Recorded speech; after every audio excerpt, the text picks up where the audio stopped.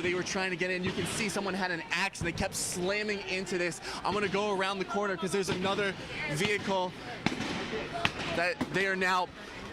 This is a King County Metro building. You can see people on top of it, smashing it in, using some kind of device to break it.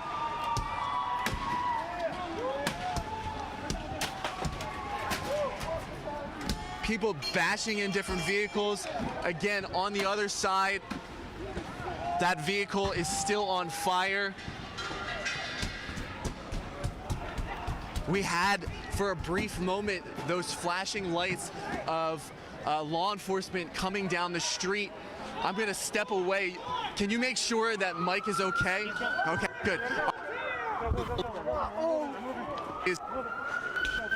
AJ, we want to make sure that you guys are safe because things are escalating. Are you guys okay out there? We have security with us, Hannah. In this situation, you know, we're surrounded by people, but we do have security who are with us. Now look, I want to show you guys, as I have a little bit more of a chance. Mike, you're fine where you are, because I'm gonna. So here is that unit that was coming down the street. You hear the sirens and you can see them coming. Now I want to show you right here on Pike. You saw it yourselves. Hundreds of people now gone, but still that car still on fire. The smoke, the black clouds of smoke billowing up into the sky. But there are people who are taking selfies in front of it, taking pictures in front of it. The continued sound of the smashed windshields as these people have now made their way into this King County vehicle that has a lights on top of it. Here's someone that's driving down the street in front of what was those members of law enforcement. These are people driving down the street. There are people on skateboards. This is, the only word for it is chaos. Everywhere you look are people running around. Cars are on fire. People are breaking into buildings. Everywhere you look, people have handfuls of goods that they've looted. Fireworks being shot off in the street. The only way to describe this right now is just lawlessness. Again, just one block away though is law enforcement. You can see how far they are from what's going on. Stopped. Here we are, one block away in what, again, can only be described as chaos. I want to, Mike, have you just do a slow pan, slow as we look at this intersection of Pike, and be aware that we're gonna have you. I'm just gonna have you step back, buddy. Just do a slow pan for me, so these folks at home can see what's happening. Pike and 4th. Earlier we were at Pike and 5th. We saw what was going on at Pike at 6th. This is not centralized to any specific part of downtown. People are breaking into buildings. They're breaking into businesses.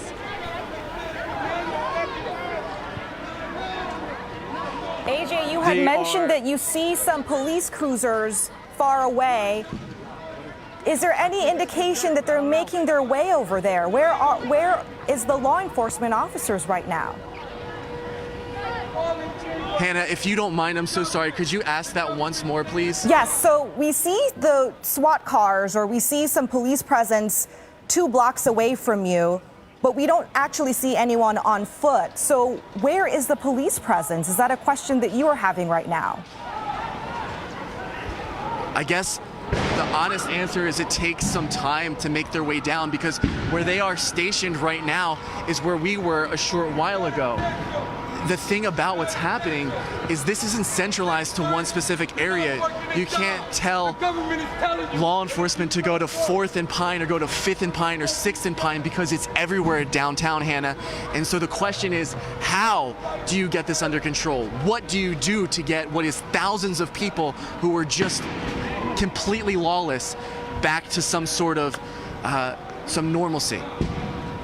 Well, it's going to take a massive response, and we would only hope that that's what they're planning and that they're going to start moving in that direction because it is very disturbing, obviously, to see one vehicle or two vehicles on fire there with no response. The firefighters, they have to stay safe as well. Presumably, they're responding, but they're going to need some law enforcement protection to get in there. You saw the other, I think it was a King County Metro vehicle, which is part of the King County Sheriff's Department, that was also being vandalized, and I'm sure they were after anything that was inside that vehicle as well. But they're doing it without any fear at all of prosecution. You can just tell that we've lost control of the city. It is a sad, sad night in Seattle, and it is not what the day was meant to be for all of those that turned out, that were so upset about what happened in Minneapolis. Instead, it's turning out to be what we've seen in a lot of other cities, which is just looting stores and an all for me, just for me, greed, taking things, and really with no meaning behind them at all, other than just chaos. And David, what we're looking at on the screen right now, it appears as though a child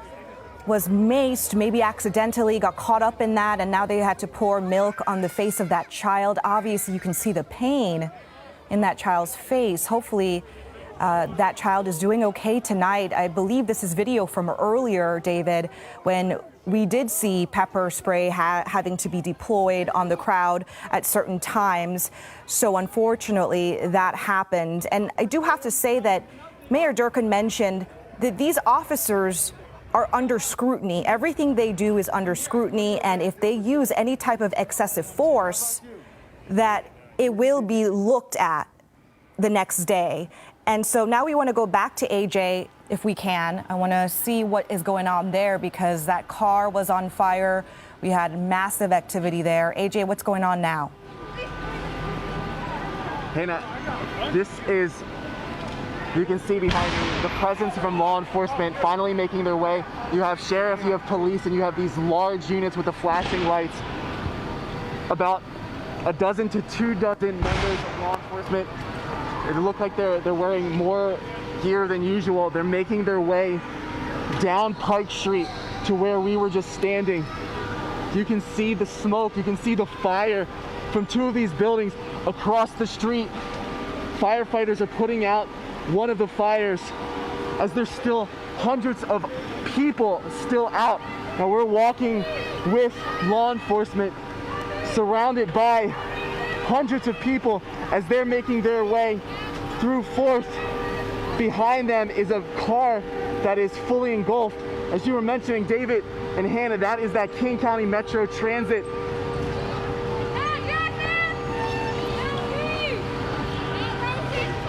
So what happens though now, as these officers are making their way through this area, the crowds are able to disperse to other parts of the city. This is the largest amount of police that I've seen downtown throughout the entire day. Even during the original protest, there was a line of officers who were there, but they did not number this amount. We're looking at least 100 officers who are coming down Pike, and as they make their way down, the crowds are making their way through different parts of downtown. The numbers of folks who were here earlier have now gone down by a lot, but that doesn't mean that they're leaving. They're just moving to different parts of the city. Earlier when we were out here, I heard one of the people say, make sure you have your exit strategy planned because they're flanking us. So these people are planning where they're gonna go as officers are able to get to them. Again, we're being surrounded by what is at least 100 officers. Heads up, heads up, heads up.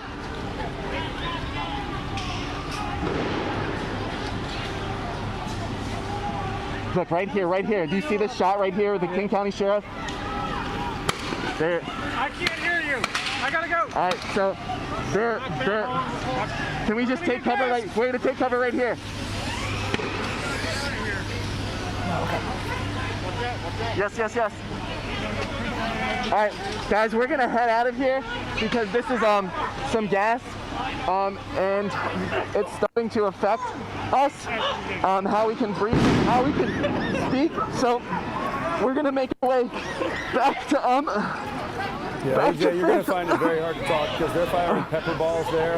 The pepper balls are going to hit the ground. They're going to explode. It's going to be very difficult to breathe for everybody. The whole idea is to create a barrier to get people to start clearing out, try to take back control of the city there. So we want you guys to be safe You've done an incredible job in there bringing us an up-close look at the chaos and the lawlessness going on, but law enforcement now is trying to reassert control. It's a very difficult thing to do when you have so many people so scattered out over multiple streets.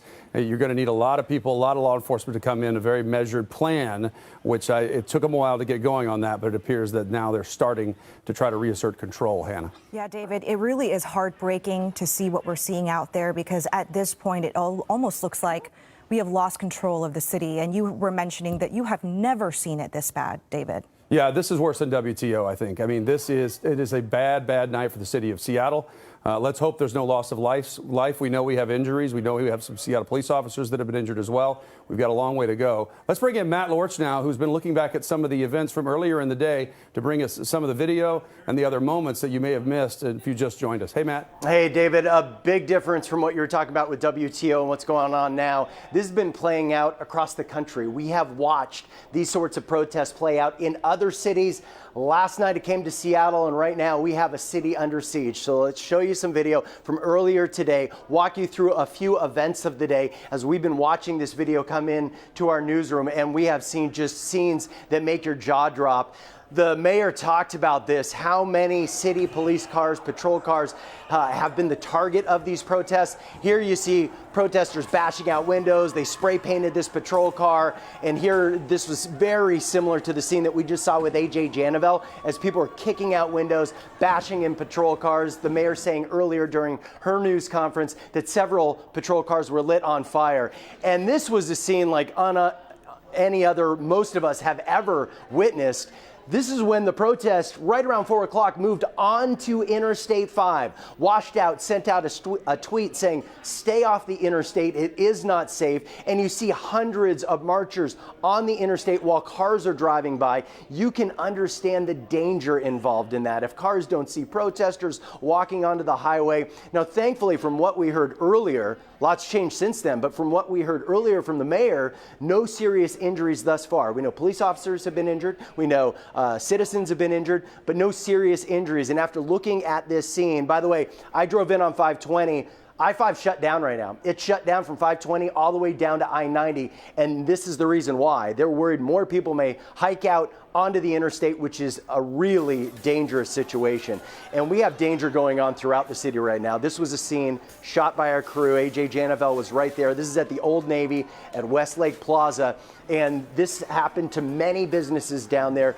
Targets, people targeting retailers, breaking out storefronts, then going in, grabbing what they can, starting fires. We saw looting at this Old Navy location. There was looting at the Nordstrom. We saw more looting at the Banana Republic.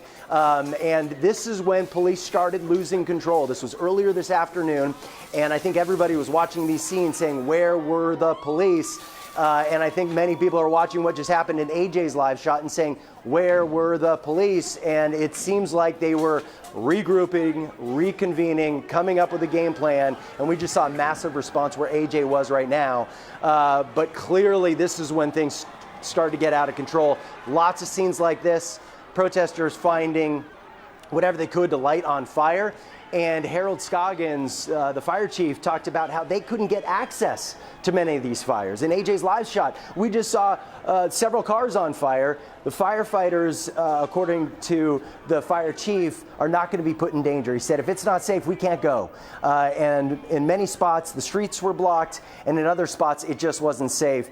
This is one of those flashpoints. So this is right, you can recognize it from the street there. This is Westlake Plaza, and on one side, you've got police. On the other side, you have these demonstrators, these protesters, and it's getting ugly. They're throwing projectiles at police, and then police officers started moving in with similar tactics like we saw there with AJ, gas and also some flashbangs to disperse that crowd.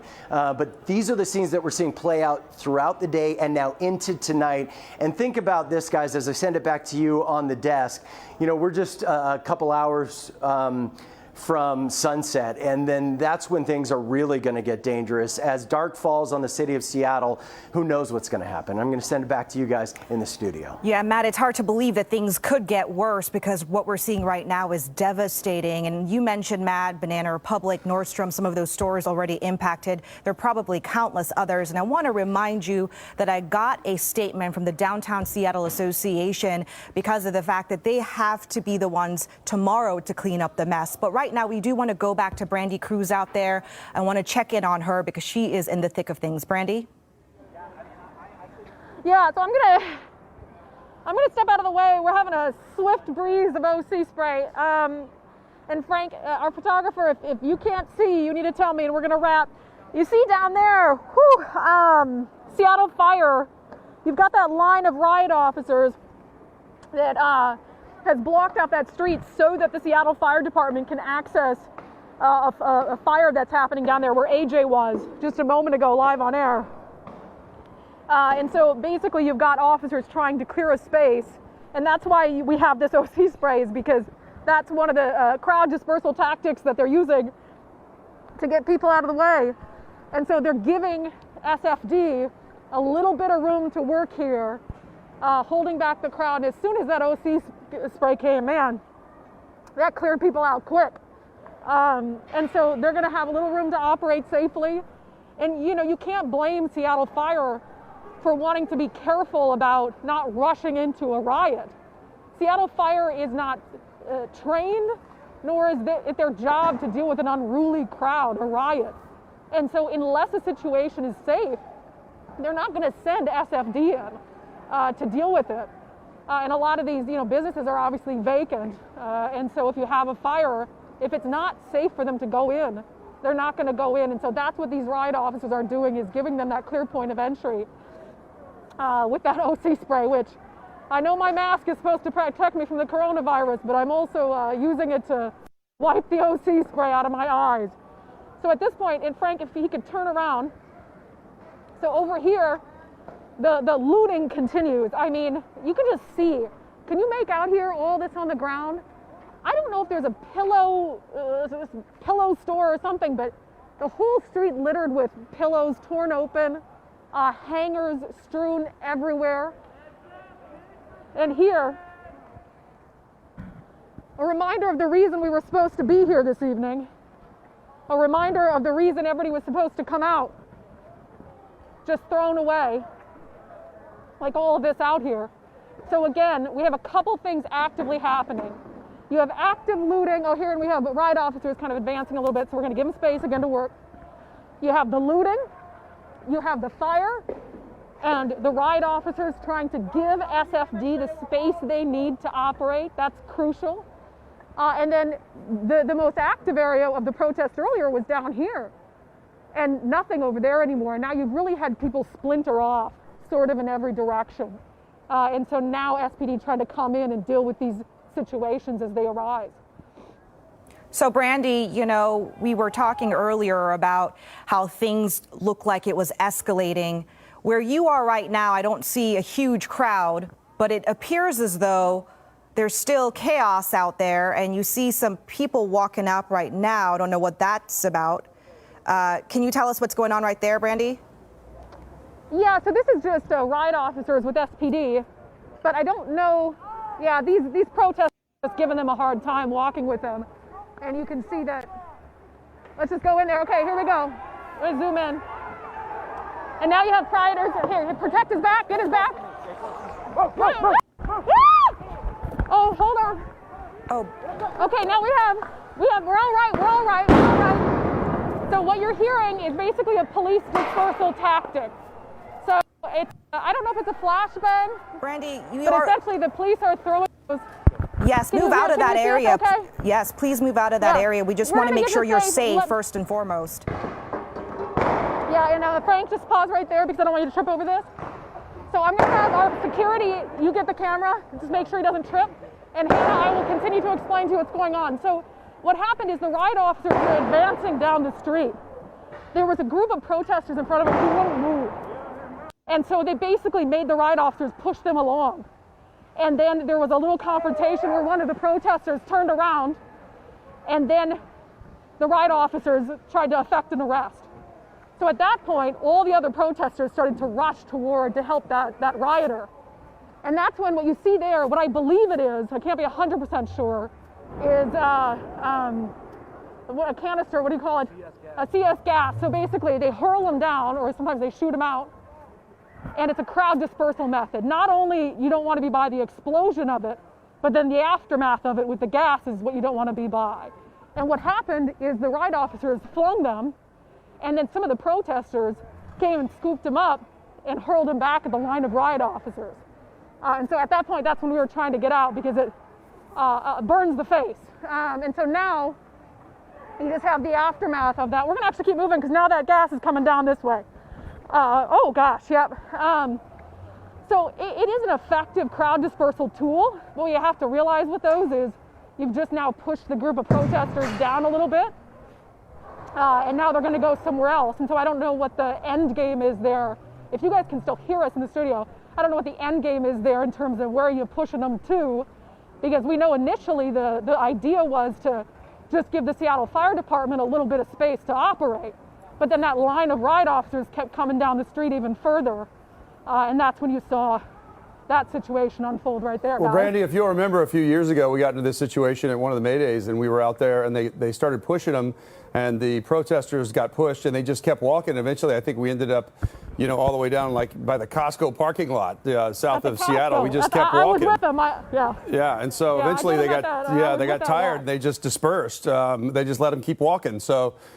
Just trying to get them out of the downtown area. So I don't know if that's their goal here, but it would seem they want to get them to a less populated area, certainly, and keep them off the sidewalks now if they're going to start to take control of the city again. Yeah, and Brandy, you are one of the things I'll there. You've been through a lot tonight already, and the night is young. It's been 3 hours, and you've witnessed someone firing an AR-15 into a police vehicle. Now you've been caught in the middle of that. It can be terrifying out there. So I know you mentioned this earlier, and I would like to ask you a personal question, because you have covered many of these, protests before, but this seems like a level you have never seen before. Yeah, the lawlessness, the feeling of being down here and the police not being in control is something that I haven't felt fully to this capacity. I mean, there's definitely been May Days, for instance, where you really got the sense that things were out of hand. And actually, we're going to keep walking this way a little bit because that OC spray cloud is now moving here slowly. And while in my younger reporting years, I might have dealt with it, not so much anymore. So to your point, Hannah, and we'll look at this police cruiser, for instance. This was completely destroyed earlier, and then that's where the AR-15 was taken out, and they stepped back and shot all over it. We'll stop here. This should be good. Personally, and again, I think this goes back to something David's been saying all day. Actually, let's get out of the street. Something David's been saying all day, which is we don't understand, and that OC spray is coming in heavy. Frank, let me know if you need a break. We don't understand where the lack of either preparation or planning was. We've seen the protests in Minneapolis, Atlanta, LA, Colorado. We know that, there's been looting and vandalism and all these things. So whether there was a belief that, well, that's not going to happen here, well, it has. And so where did we drop the ball on that? And then also, what's the plan moving forward? I mean, there are some things you can't control. There are some things that you can't control, and we've seen that in previous protests. You can't control a protester in a group, hucking something through a window. But in previous years, we've seen police react and go in and effect an arrest. And so for some reason, they don't feel like that's either the smart or the safe thing to do for officers. And that's something that we're going to have to understand, the decision making there. And you guys, I'm just going to be honest. Our photographer Frank gave me this. The OC spray is coming in really heavy.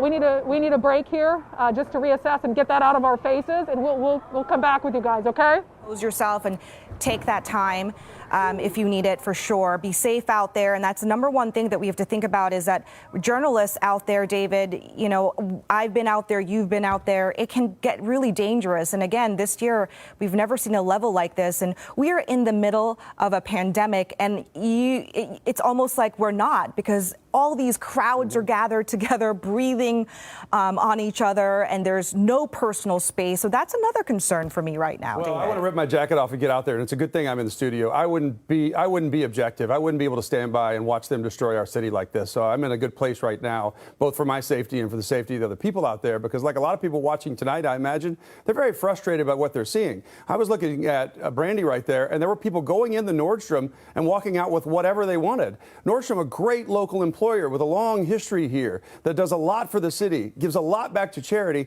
and yet these people are going in, vandalizing the store, and stealing for no other reason than just because of chaos. This has nothing to do with the protests in Minneapolis, which is what this should be about. Exactly. It should be about that man whose life was taken from him. Exactly. And I want to rewind and remind everyone why we were doing this in the first place.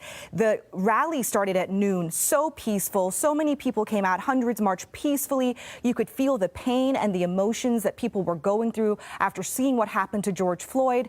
And then now this is happening, and it's all just hijacking their message right now when you see this kind of destruction that's going on in downtown Seattle. We want to throw it back to AJ Janival right now. He has been in the thick of things from the very beginning around 2:30, and he is seeing things escalate by the hour. AJ, what is it looking like right now?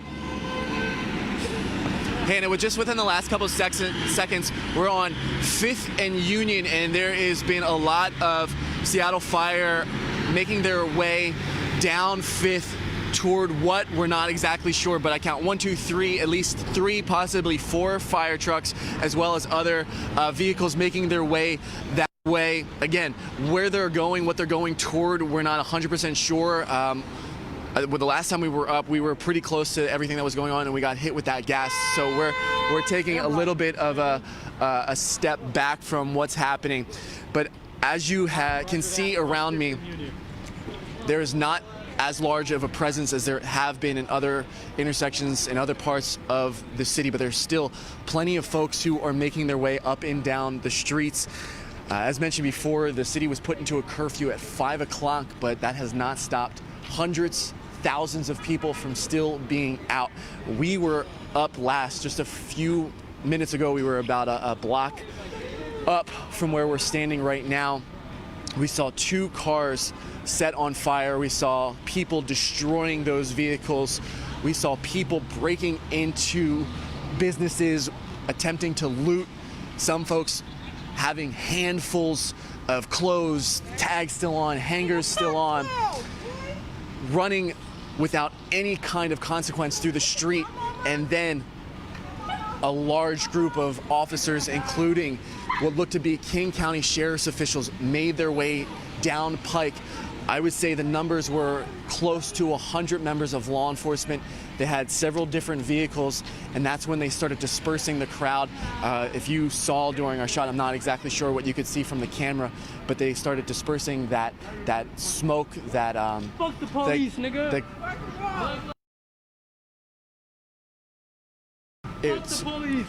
We're gonna send it back to you guys real quick. We apologize to the viewers watching. That is live television. We apologize for the profanity that you are hearing. You know, again, reporters are having a hard time covering this, but it is important to show you what is going on in our city, David, because there are going to be a lot of questions tomorrow on how this was handled. Well, there's always a concern for, community safety, loss of life, but there has to be a concern for property as well. And for just telling people they need to shelter in place, for issuing, an alert out tonight for the people that live and have to work in downtown Seattle.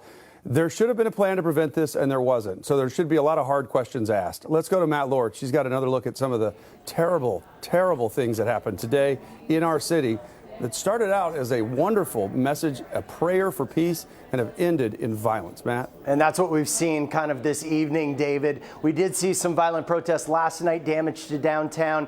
Peaceful protests today, and then things erupted around 3 o'clock. Let's take you back to that scene in downtown Seattle. This is AJ Janival and his shot just a little bit ago. And this is where flashbangs were set off.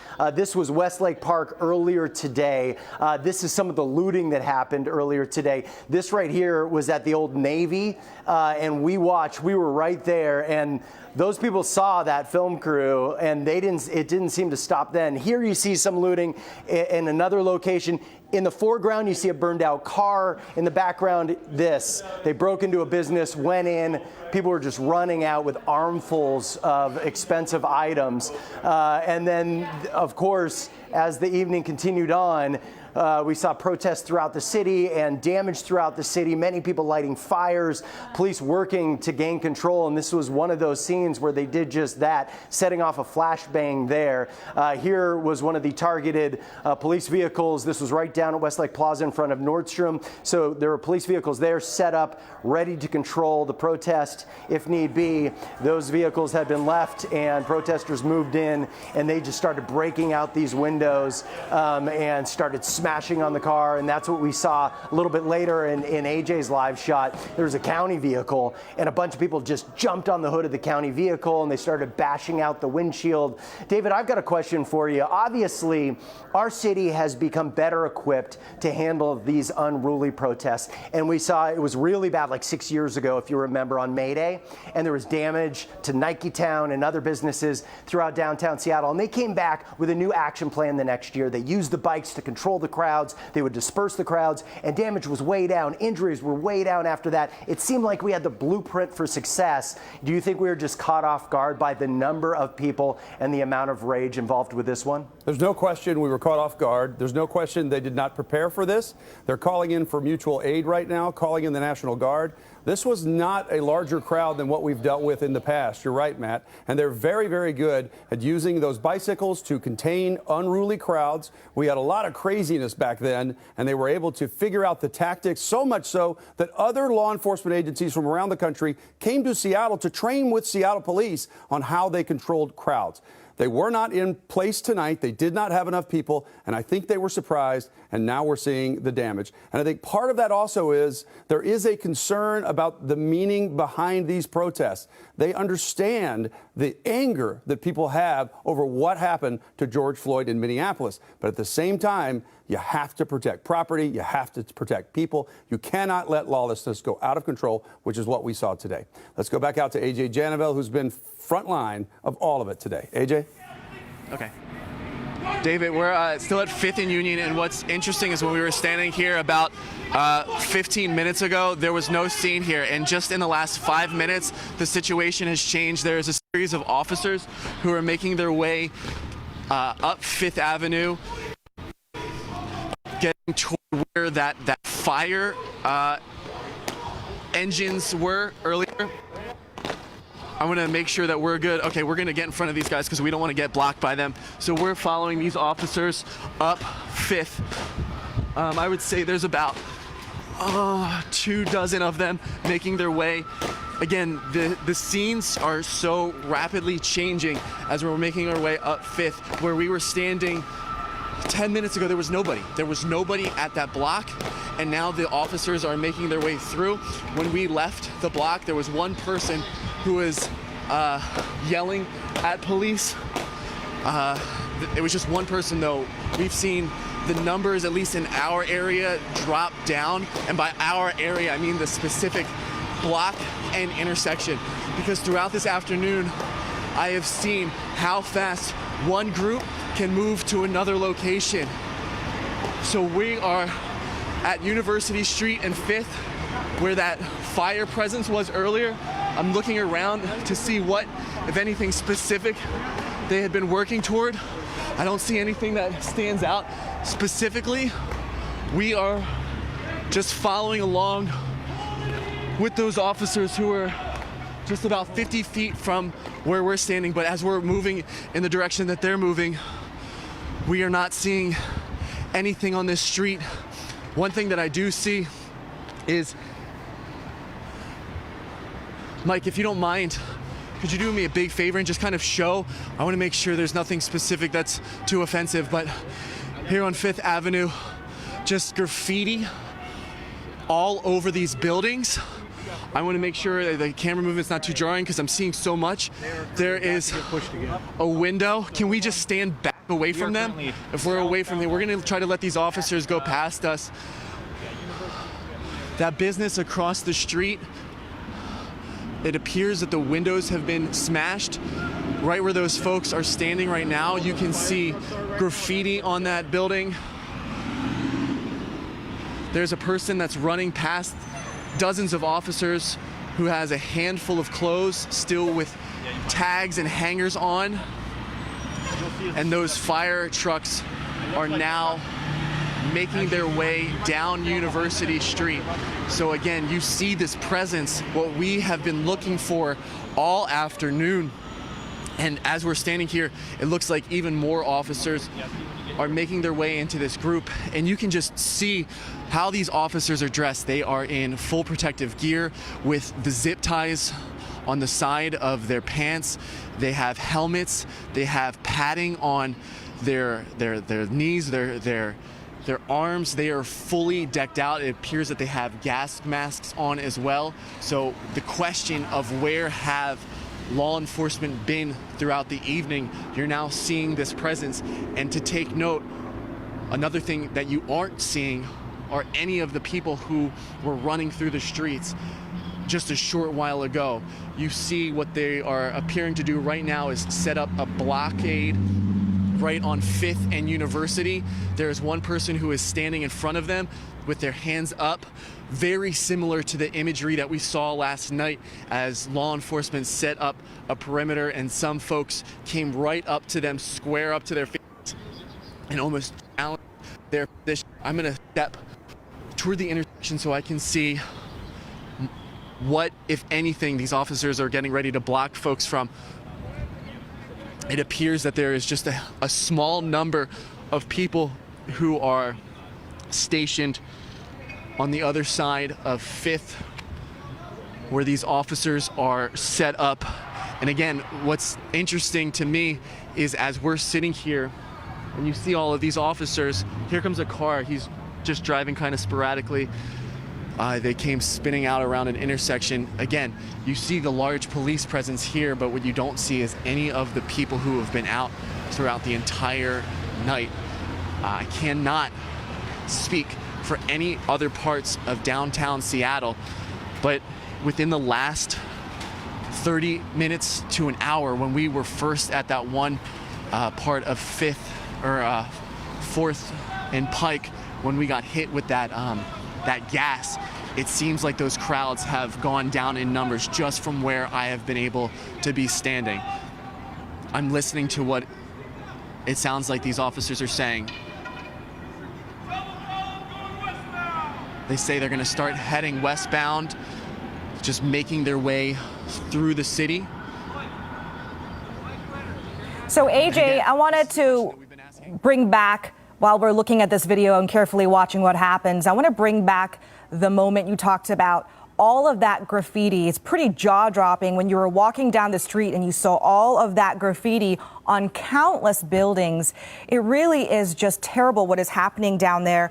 The Downtown Seattle Association sending me this message as they see this kind of destruction. They say a peaceful protest in Westlake Park this afternoon was hijacked by people a block away who were intent on destruction. Messages of peace and pleas for change were overshadowed by burning cars, black smoke, and broken windows.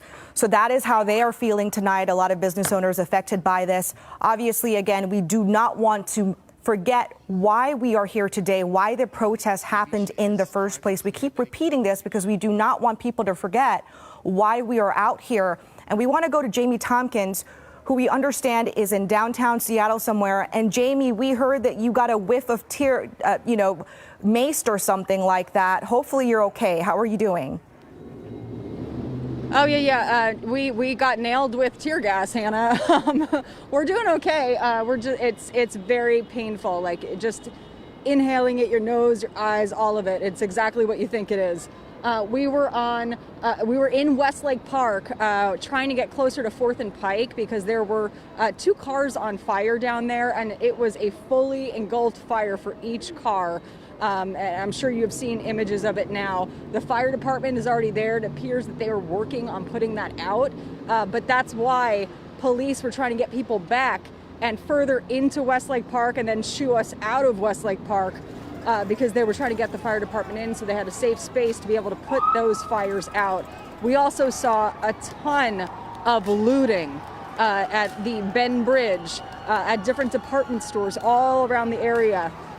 with those two fires right at that intersection of 4th and Pike. If there is a business there, it likely is heavily damaged. Those two fires, I believe they are out by now. It appeared as though they were right before the tear gas came out. It looked like I saw white smoke, so it seems like the fire department had everything under control out there. Right now, I'm standing here at the corner of Olive and 5th. Macy's is right there. So we came down this street here. We came down Olive and just kind of like got ourselves together because we couldn't see anything. I mean, it was, I'll just give it to you straight. It was just chaos. It was pure chaos. Right now, we see we've got an armored police vehicle here. We've got some police officers here as well with batons.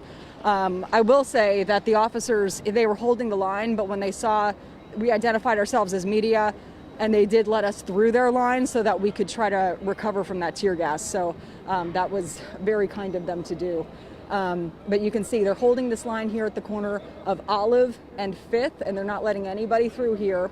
We also know down the next block, you can see the flashing lights where that armored truck moved. That's where the fire trucks were, so I'm sure they're still over there making sure that there's nothing else that could possibly pop up, no hot spots or anything like that. At times, it has been peaceful, and then it just kind of gets out of control. People just get really heated and start running. But we've heard chants today. We've heard people chanting, you know, no justice, no peace. We've heard people chanting George Floyd's name, carrying signs with his name throughout the streets. But it seems as though there's multiple groups out here. Some are looking for trouble, and some are genuinely here to protest the death of George Floyd. I talked to one woman who was genuinely here to protest the death of George Floyd and also police brutality in general. And she said, I can't believe what's happening, because that's not the message that we want to share here today. She said, look at this city. We're in the middle of a pandemic. The two cars were fully engulfed in front of us. And she said, I can't believe this is happening. And I asked her, did you want to talk to us? And she said, no, I'm just not comfortable with that. I totally understand. But she felt like the whole point of why people wanted to protest out here to begin with kind of gets that the spotlight gets taken away because people want to create so much damage as well. So that was one perspective from one person that I talked to out here. Jamie, Guys, a lot of the damage we saw out there today was damage to closed businesses, but there is a Bartell's right there that's a very popular Bartell's behind you over your right shoulder. Is that Bartell's open? And I'm wondering if it's been damaged like the other stores that were closed, or if they've been able to avoid it. You know what? I don't think it is open. It looks like they've got their the bars up on the inside. Do you know, Mark, if that Bartell's is open? David is asking. I don't think it is, David, because I'll tell you this much. We ran, Mark and I and our two security guards, we ran down this street here from Macy's, the corner of Macy's. We ran all the way down here, and we stopped right here at those post office boxes. Because we just couldn't see anything and we could not breathe. Yeah, I was wondering about we were just trying to get some water on our faces. Yeah, I was wondering about the extent of the damage, how far out it extended, because then you've got a Cherry Street Coffee right behind that. On the other corner, you've got a cell phone store. And so I didn't know if it was primarily just a block over by Nordstrom or not. Just one block down from where this Bartell's is this way, that's where a lot of damage is happening. 4th and Pike, I would say. There's going to be a ton of damage once we're able to get over there just to see now that both fires have been put out. But I will tell you too, what I've noticed is there's been a whole bunch of retail products I've noticed. Well, as we're running from spot to spot, because that's what's been happening. It's like we gather at an intersection and all of a sudden then the police are trying to move people along, so everybody starts running. What I've noticed is there are lots of retail items that I've seen on the ground, and they still have tags on them, or they have security codes on, the little security tags. Lots of that happening in Westlake Park, all kinds of clothing scattered all over Westlake Park. So you can tell it's the clear remnants of looting. Well, it is a sad situation, and you have to feel that some of the people doing that are aware that they're not booking people into jail on property crimes right now, and criminals know that, or people prone to criminal behavior know that because of the pandemic right now, and it all contributes to this chaos that we're experiencing tonight. The mayor's saying they're going to hold people accountable eventually. We'll have to see whether that actually happens. We're glad you guys are safe. We were worried about you. We know you got pepper sprayed out there, and that can be a very frightening situation. Makes it hard to breathe. You get a lot of tears in your eyes, and a lot of people, not just reporters and our crews out there, but other people that were just out there to protest peacefully, also falling victim to that, I imagine, in the middle of all of this. Yes, our reporters doing some incredible jobs out there, just showing us up close what's going on. We want to go to Matt Lorch, who is in the newsroom and just monitoring the jaw-dropping images that are coming in right now. Well, have you guys noticed the change in just the last few minutes from our live shots? I mean, police have moved back in. They are starting to gain control. And as you said earlier, there was lawlessness. And let's take you to one of those scenes. So this was one of our locations. Our reporter AJ Janovel was out there, and this is a county vehicle. Protesters spotted it, saw the lights on top. It became a target. They start jumping on top of the vehicle. As you can see, they're using a weapon there to smash out the windshield. At one point, somebody jumps, sits down on the hood, and starts using his heels to kick out the windshield of that vehicle. We were watching this play out on live TV probably about an hour ago and saying, where are the police? Where are the police? And this was going on the next block. I mean, he just panned over, and in the same exact area, a car was set on fire. And from where we could see, you know, we didn't see any law enforcement officials or fire officials in that area. This was right on that block as well. Ben Bridge, local jeweler, and you could see people spray painting the front doorway there. They're trying to bash in the windows, and this was right next to where that car was being targeted. And then, in just like that, police moved in, and they moved in force. You can see there, shooting out gas canisters, and that's when AJ Janovel, who you just saw there, said, okay, we got to get out of there, because he was getting these big breaths of that gas and was just not safe. But here was the police response. The reports got out. They saw this sort of lawlessness, and they moved in those big armored vehicles and with a line of police officers on bikes. We are seeing, if you look closely, you can see that there are officers from other jurisdictions as well. And we know that the governor has called for 200 members of the National Guard to respond. You know, last night we were watching scenes like this play out in so many cities across the country, and the governor of Minnesota, where this all started Tuesday night in Minneapolis, pleaded for the people of that city to go home. He said, enough. You're burning down our cities. Now's the time to go home, as you see a rioter there kind of walk off with a road sign that had been taped up. And so now we ask, what's going to happen next in our city, and how do we regain control? David, you cover these issues on Washington's Most Wanted, so I've got a question for you. There's a curfew in place, right? And that was a measure taken by the mayor, and she also released signed a proclamation about weapons. So if anybody's seen with anything that could be used as a weapon, they could be arrested. Are we going to start seeing arrests on the streets of Seattle if anybody is holding one of those items that could be deemed dangerous, could be used as a weapon? Will they just start making mass arrests to get this under control?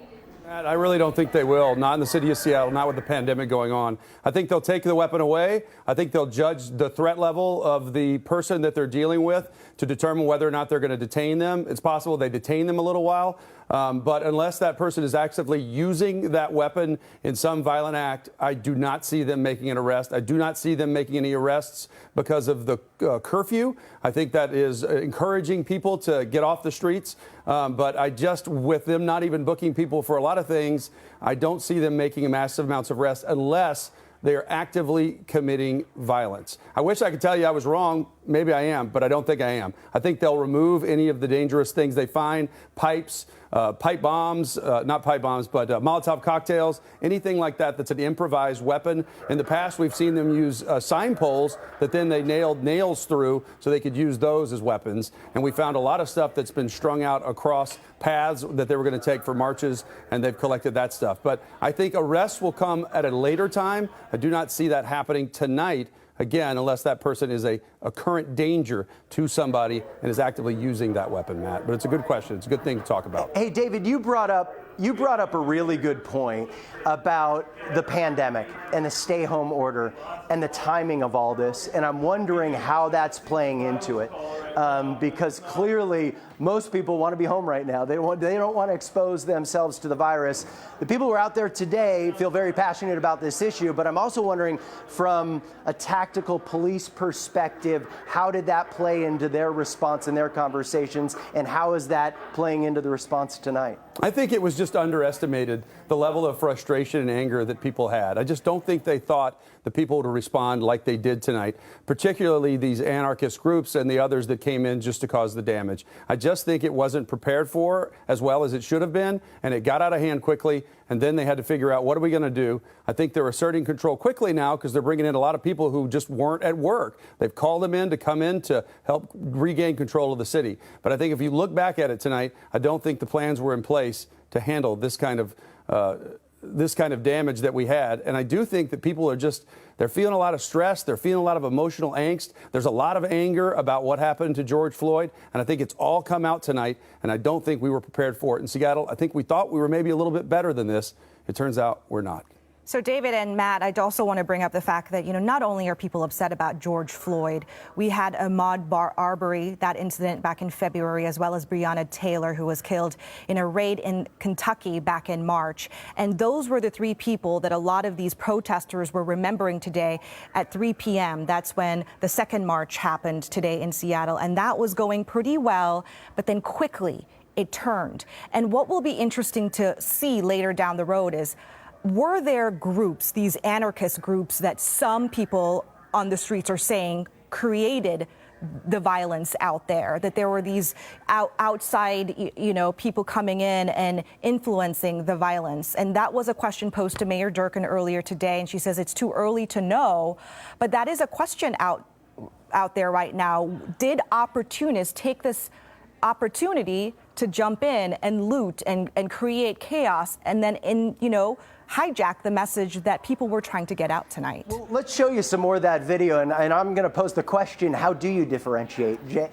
David, you speak with your law enforcement friends. I mean, when everybody's got a mask on, how can you tell if somebody's out there because they want to protest what they call police brutality, and then other people say, you know what, I want to go out there and just cause mayhem and destroy parts of our city? Like, how can law enforcement differentiate? I'm guessing all they can do is react to criminal acts, correct? Well, you have to over-prepare, Matt, is what you do. You have overwhelming numbers of people standing by, and I don't think they had enough people to manage this crowd, at least from what I was able to view from our cameras. And so you have to be prepared for the absolute worst, and then if it doesn't happen, you're okay. But what happens is you do have everybody coming in and wearing masks. You just have to go off of their actions. If they don't seem that interested in spreading a message, and they seem more interested in pulling off and doing splinter groups and going down roads, you can quickly tell which ones are there to create damage, quickly tell which ones are there to start smashing in windows. And you can also tell that the real protesters, the ones that are there from peace,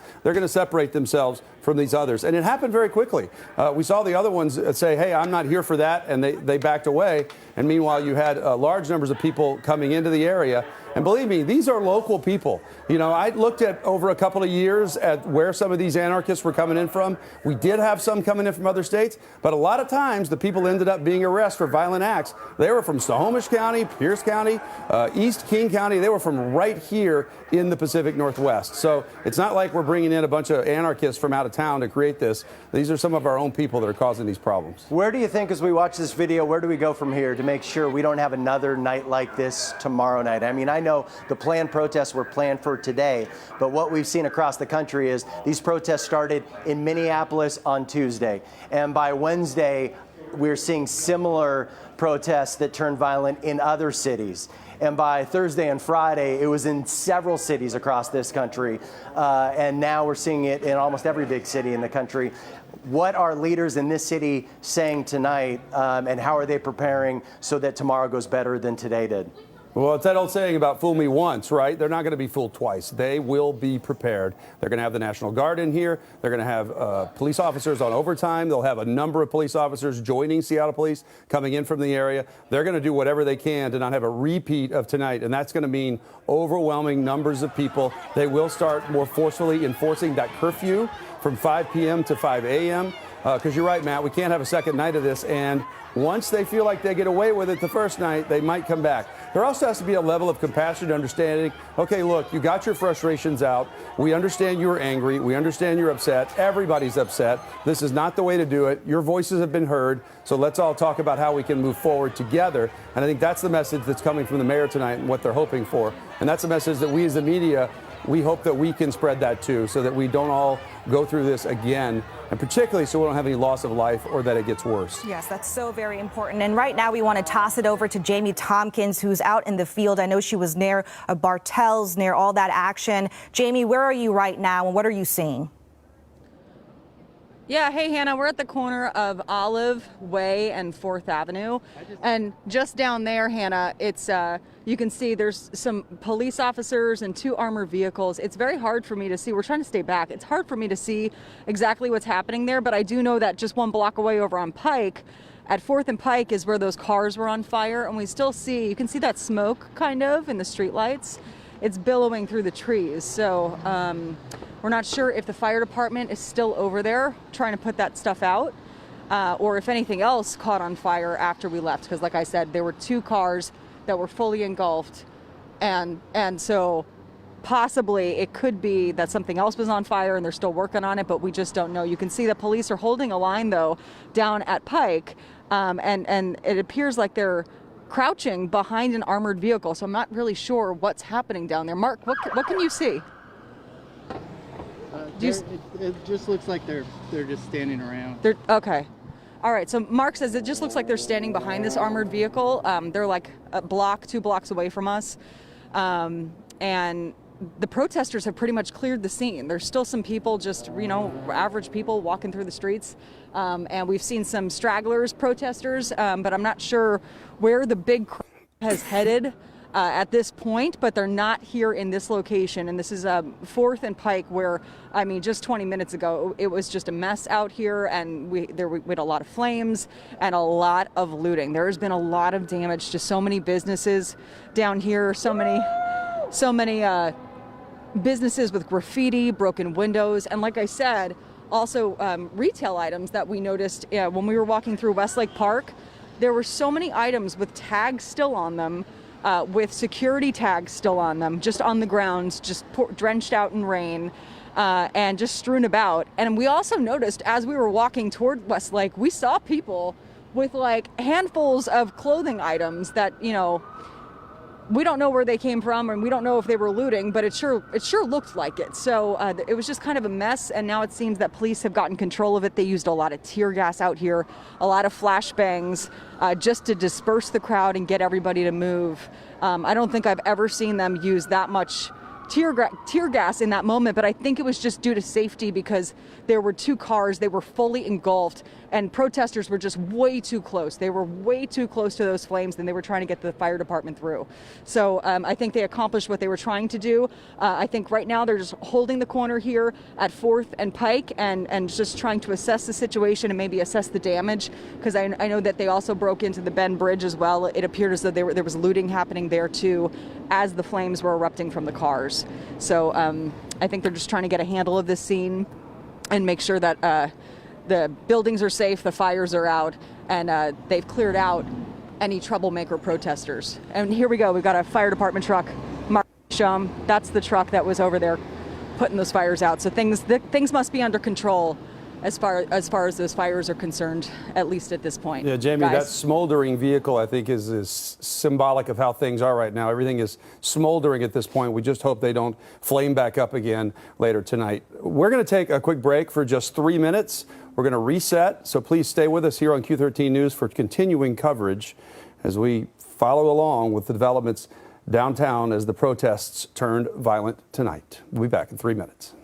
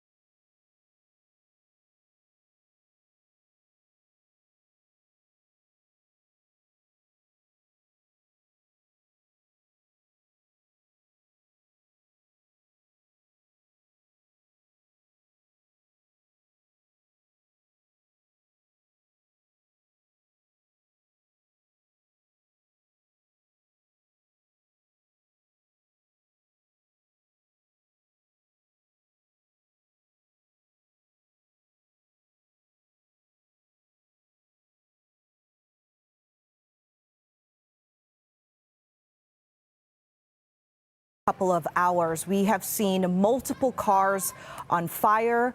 We're hearing that police vehicles are among those cars that were set on fire by unruly protesters. We've seen, David, you and I have counted many businesses being looted and people stealing from them. The message started off peaceful at noon. Hundreds of people came out to protest the death of George Floyd, and there is a universal condemnation for sure about what we have seen. There's so much anger, understandably, across the country. But then it took a turn very quickly. Shortly after 3 o'clock, we saw I-5 getting shut down because of protesters taking to the streets.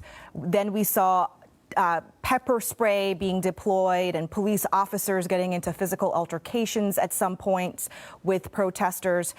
And then we saw a lull, right, David, where we didn't see police for some time. About 1 or 2 hours went by, and it was complete lawlessness on the streets of Seattle. Right now, at this moment, we believe that more officers are on the streets, and things look like they're a little bit more under control.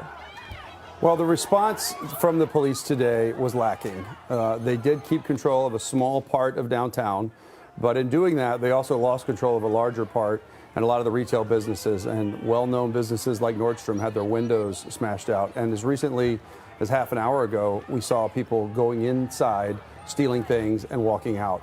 We saw them using an axe to try to break through the barrier at the Ben Bridge, and we'll find out whether they actually got in there to loot it or not, but they're working at that really hard.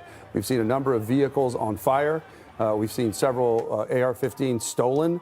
Both of those have since been returned, large part because of one of our crews, actually, one of our security guards guarding Brandy Cruz, actually disarmed the person who was using that AR-15 to shoot up the police vehicle, disarmed him, and took that away from him. We need to buy that security guard a drink, by the way. That person, he's possibly saved lives by jumping into action like that. It's not the role we normally want to take as journalists, but this is our city, too. And we're just as frustrated as a lot of people seeing what happened. Many people took the opportunity to mourn and to pay tribute to George Floyd just to cause chaos and to steal things and to come downtown and to create anarchy. There was a group of anarchists that came down a little bit later in the day that really had nothing to do with the protesters and the demonstrators. There were a lot of people that were praying earlier and praying for peace, and we saw that at Westlake Park. But then as the day went on, we've seen rowdiness, we've seen lawlessness, we've seen major amounts of theft, vandalism, and we've seen just about every storefront in the Pike Pine Corridor area get vandalized, the windows smashed out, graffiti painted all over them. Here is some video from one of our crews. AJ Janavel was there earlier as they smashed their way into the store and then just start chucking giant armloads full of clothes out onto the street. We've seen people tucking things into their shirts, under their jackets, and just walking away. And AJ asked them earlier, why are you doing this? What does this have to do with George Floyd? And they just said, well, this is just how things are right now. This is just how things are everywhere across the country. So I think there's just a sense of frustration. We've seen this involves a lot of young people. I think there's an anger, there's a simmering anger. And today it all came out. There's been people who've been quarantined and have been kept home, and people have been frustrated. They've had a lot of emotions, and I think they're letting them all out tonight. And unfortunately, the city was not prepared for this damage. And so as a result, we're seeing every building destroyed. We're seeing a lot of our major employers that are already suffering right now, suffering even more because of the stuff they're going to have to go in and fix and clean up tomorrow. Yeah, David, so, going back to what you said about Brandy and the security guard that was able to disassemble the AR-15, and the fact that Brandy Cruz was in the middle of that when she saw someone steal the AR-15 from a police vehicle and then start shooting. Luckily, no one was injured from that, but that is absolutely terrifying. And I want to read this tweet from Seattle Police Department that came out just a few seconds ago, and they say that thanks to video from Brandy Cruz, we are now unable to say if the rifles had been fired. Also, thanks to her security guard for safely recovering both rifles and potentially saving lives. We'll follow up if we get additional info. So we're trying to work through that. There was some confusion earlier on whether or not there were 2 AR rifles recovered or not. So that is the latest coming from SPD right now. And again, we don't want to ever really make this personal, but the reason why I bring up Brandy and what she is going through and all of the reporters is because never have I ever seen something like this happen in our city and impact the safety of our crews out there. We have, for example, Jamie Tompkins, who went downtown, and the first few minutes she was out there, she was tear gassed, unfortunately. We're hearing she's doing okay, and she is now watching what's going on downtown. Hopefully, Jamie, we hope the answer is that things are slowing down there and it's nothing like what we saw 3 hours ago. Yeah, things are much calmer now than they were before, but I will tell you, there's a whole mess to clean up, and you can see hotel workers here from this hotel, the Mayfair planters, because everything just kind of got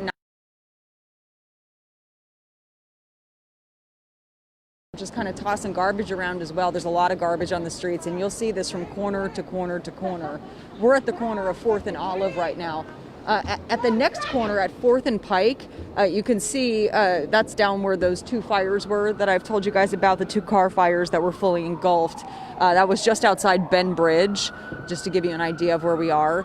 Right now, police have been holding that line for at least a half hour, at least. So things have been pretty quiet out here. And now, because things are pretty quiet and very calm, that's why these hotel workers obviously feel comfortable being able to come out and try to start cleaning things up, just because there's all kinds of stuff. And even, I want to show you, because we talked about the looting, Mark, right here.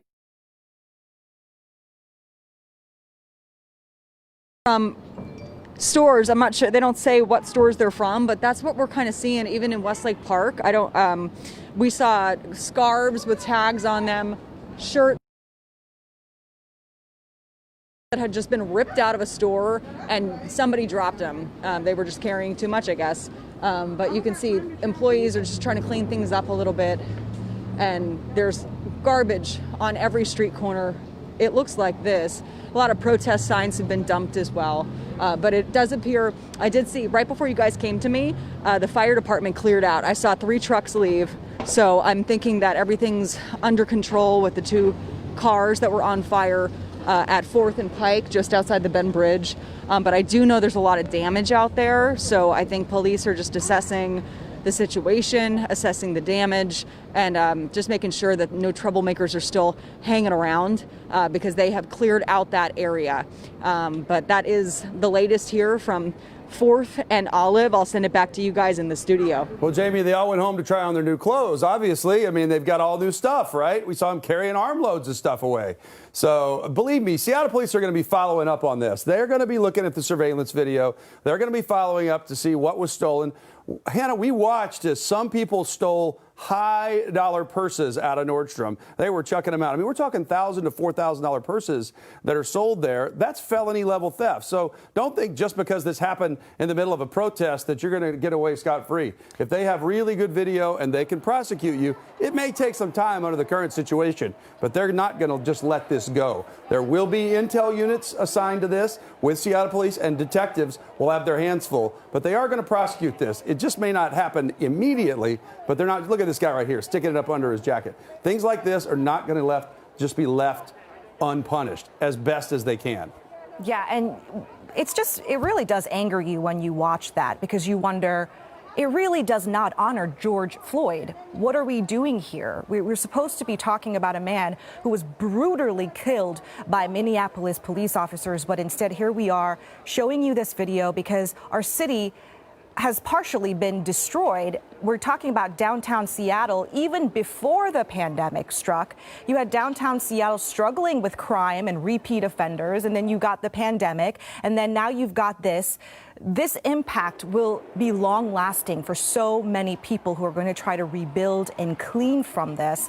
So yes, Seattle police detectives will be watching these surveillance cameras, and I am sure there have been countless faces caught on our tape and other media outlets committing crime on live television without their faces covered. It almost it's as if they don't care whether or not people see them. I think we got into a perfect storm. Just like you get a nor'easter, Easter runs into a hurricane, we got into the perfect storm of they're not booking people into jail for property crime because of the pandemic. People have been sequestered at home trying to stay safe, so they haven't been really told they can get out and go around. So there's that frustration. And then you have the anger over what happened to George Floyd. And I think it all combined to result in this lawlessness and the vandalism and the theft that we see today.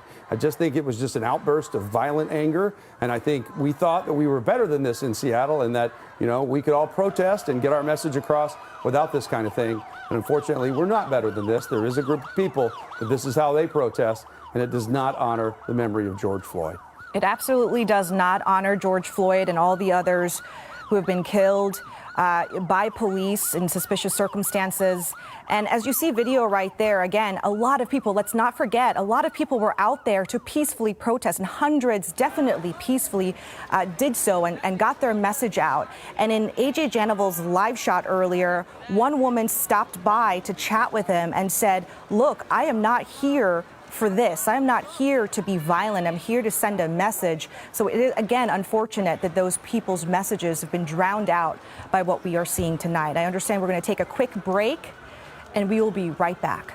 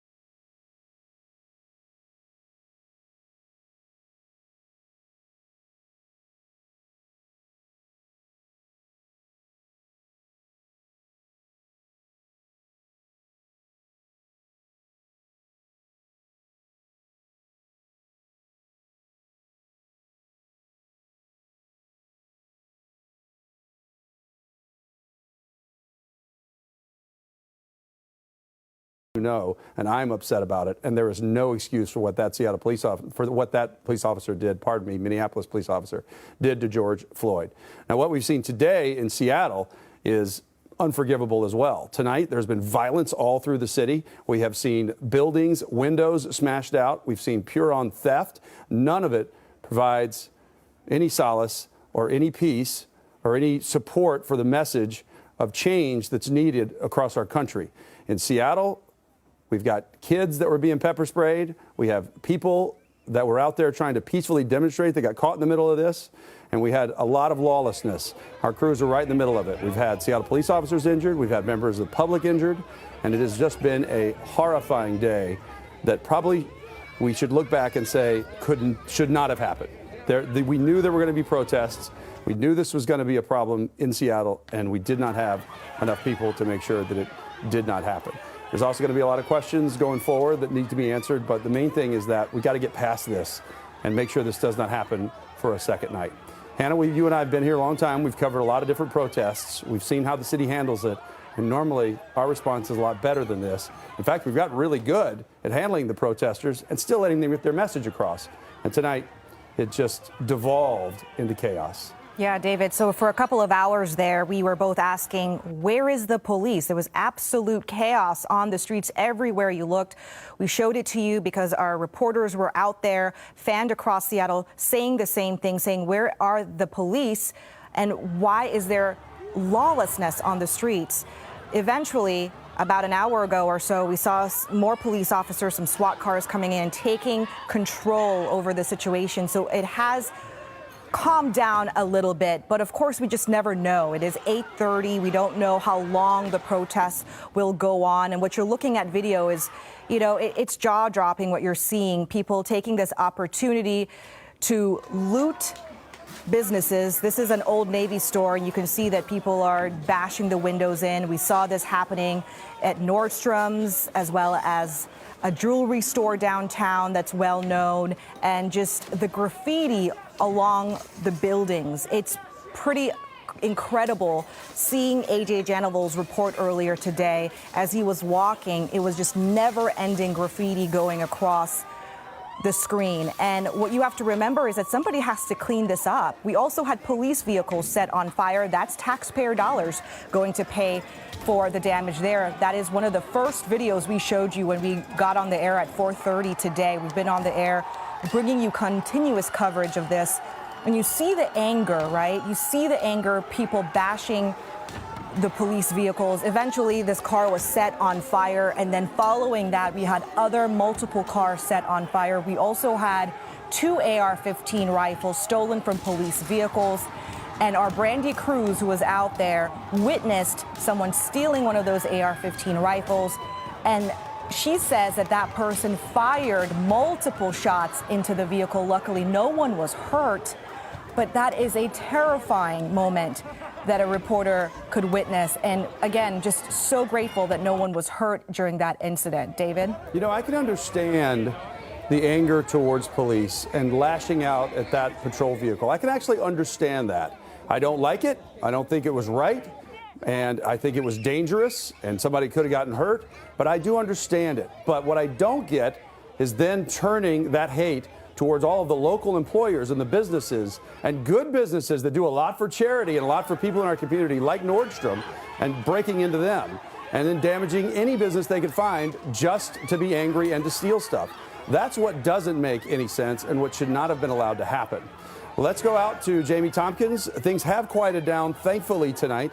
Let's get the latest because police have started to move in force and take back the city. Jamie? Yeah, David, we are here at the corner of 4th and Pike. We're just right near the beginning of Westlake Park, and things are pretty cleared out here at the park. But just down the street, just down Pike here, you can see outside Nordstrom, there's like a group of people who have congregated there on the sidewalk and also the sidewalk across the street as well.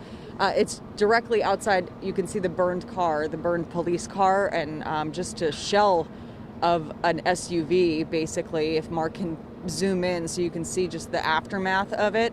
And 2 blocks away from us down there, we saw a a group of sheriff's deputies, some type of squad who is here just kind of like checking out different corners downtown. We've seen this truck maybe 3 or 4 times so far. They just rolled through and they had about, a dozen deputies on it, all of them holding rifles. So they don't appear to have any kind of trouble in the situation right now. There's more people on the sidewalk than we saw before. I'm not sure if all of them are protesters, but I will say they kind of appeared out of nowhere, and it seems like they're all together. So I'm not sure if people are going to be congregating here or if the plan is to meet up here. But if you pan over to Westlake Park, I just want to be able to show them, it's pretty cleared out. This place was packed at maybe an hour ago.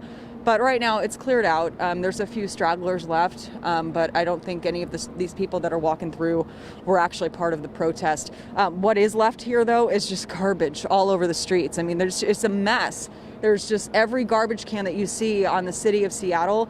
It's either been turned upside down, kicked over. There's just garbage everywhere. And every building either has stuff boarded up or it's just got graffiti all over it. And as we walk through here, my photographer and I and our security guards, we were all just talking about how sad it is to see how bad downtown looks right now. And there are signs that say, I can't breathe, because there were people here protesting the death of George Floyd, who died while in police custody. And so you do see those protest signs out here and stuff wrapped around telephone poles. And I looked at one of them and it said, I can't breathe. And it took my breath away, just because it was right next to the car where the SUV had been burned. Just so much destruction down here. And it's just kind of a somber mood right now. It's really quiet. It was kind of crazy before. There was a lot of chaos before. And now it's just kind of quiet down here. We're hearing sirens every now and then, but it seems like things have calmed down a little bit, which is a good thing, because it's already a mess. So we're just kind of monitoring the situation. We're trying to stay outside of it. But yeah, we're here at Westlake Park. We'll send things back inside to you. Yeah, Jamie, so this has not been confirmed, and you may not be able to see it from your vantage point, but we are hearing that there may be a possible fire inside the Nordstrom. David Rose telling me that not too long ago. So I don't see any fire trucks or anything like that. So I don't know if there is any confirmation on that.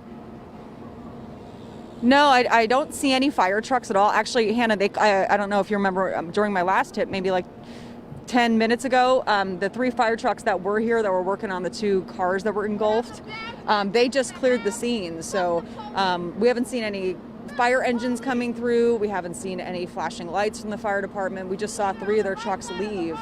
So yeah, we'll have to work to see if we can get some confirmation whether or not that is true, in fact. But it doesn't appear as though the police seem very concerned around the Nordstrom building. There's just people kind of on the sidewalk, but it doesn't seem like they're focused on the Nordstrom building. So okay, well, we'll have to investigate that and get back to you. Yes, Jamie, thank you for that. That's a sliver of some good news. Hopefully there's nothing to that.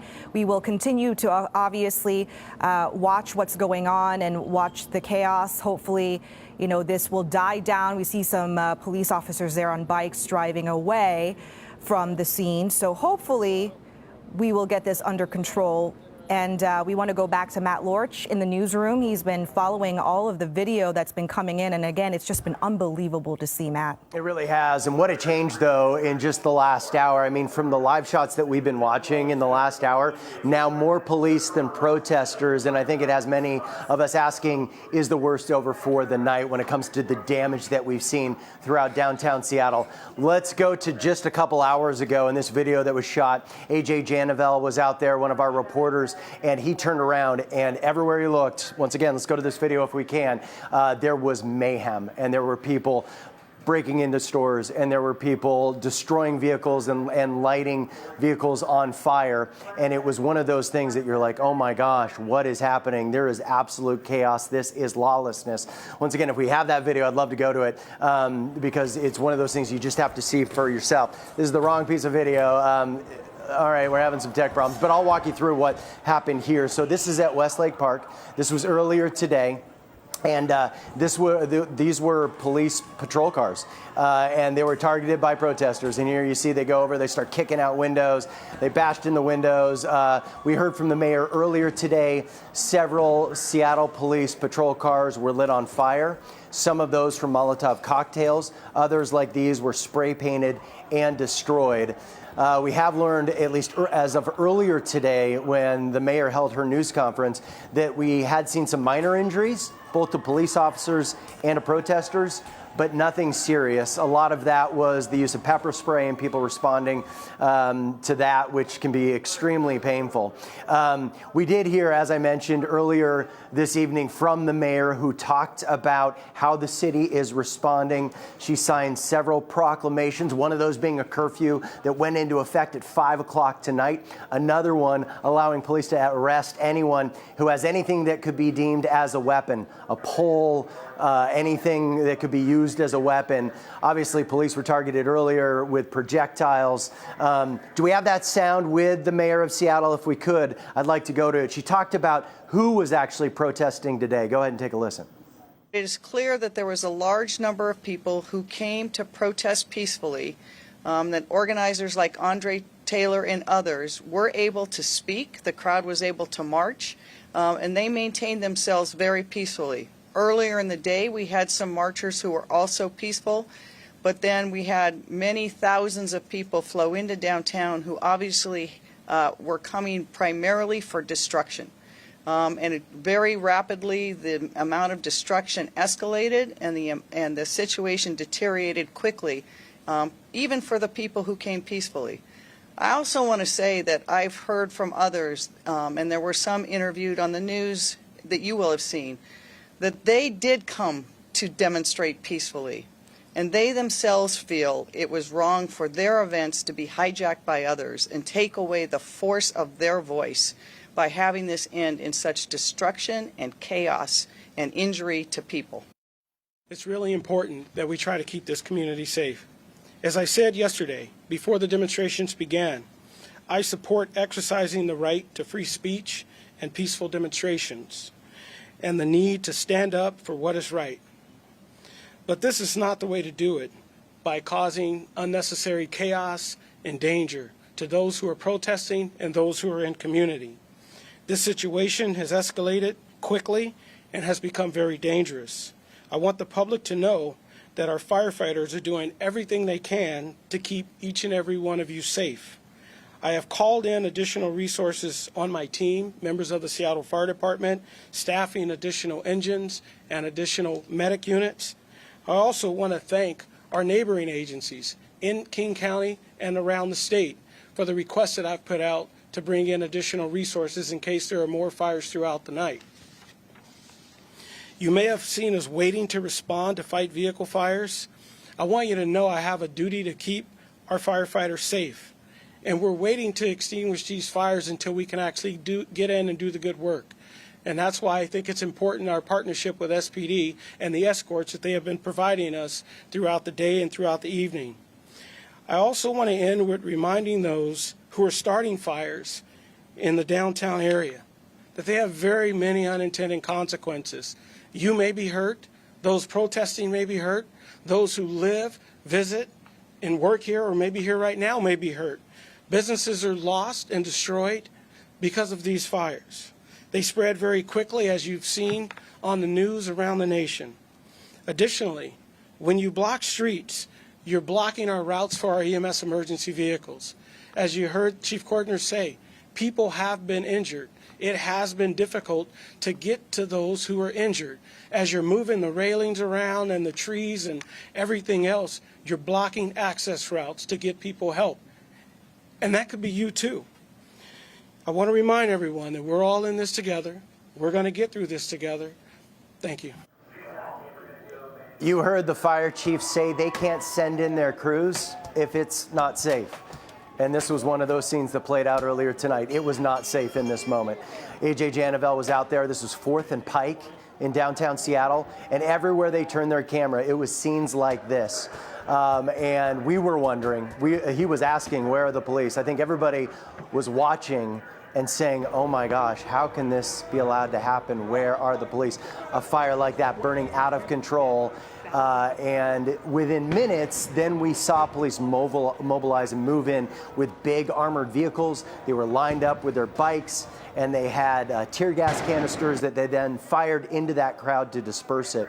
This was at the Bend Bridge, a local business, a local family that started it, and people were trying to break into that business, had already spray painted the protective wall there. And then this is that moment when police, after about 5 minutes of watching that lawlessness, they did move in, and here you can see they dispersed the crowd effectively with those tear gas canisters. There you can see those mobile units that they rolled down the street. That was on 4th, and then effectively broke up the crowd. But there was a time in several locations where our crews were, Brandy Cruz was out there, and AJ Janavel, and this is what it looked like. It was just absolute chaos. And then, you know, police moved back in and regained control.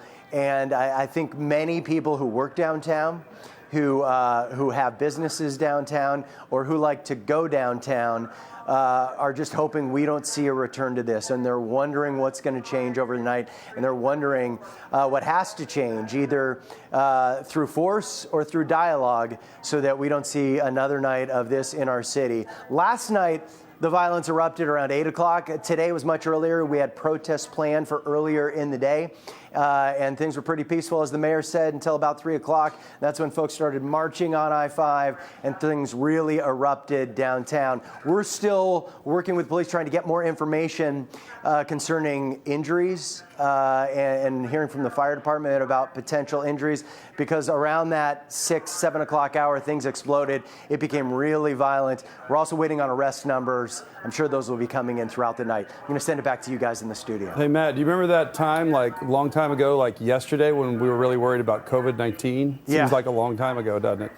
Oh, it really does. It also makes you think about that. I mean, everybody's been working so hard to socially distance, and I understand many people were out there today, and it is their First Amendment right to march and do so. But part of the concern was you had people packed in. I mean, it's like when a Seahawks game lets out. I mean, they were body to body out there. And as we've done such good work in our state, especially compared to many other states, to control the spread of the virus, things are starting to look up. Many people were just taking down the boards in downtown Seattle because we're trying to work to a modified phase 1 so we can partially reopen restaurants and get business cranking once again in the city of Seattle, a city that so many of us love. Looking forward to that. Boards were coming down, and now business owners have to head back down there, put the boards back up. Listen, we understand there is distrust. We understand a lot of people are upset about what happened in Minneapolis, and nobody is downplaying that. But I think many people are asking, is this the answer tonight? Guys? Yeah, very disappointing and a big setback for us. Matt, thank you for your coverage. We'll get back to you in just a little bit. We're going to take a quick break for 3 minutes, reset, and we'll be back again right after this.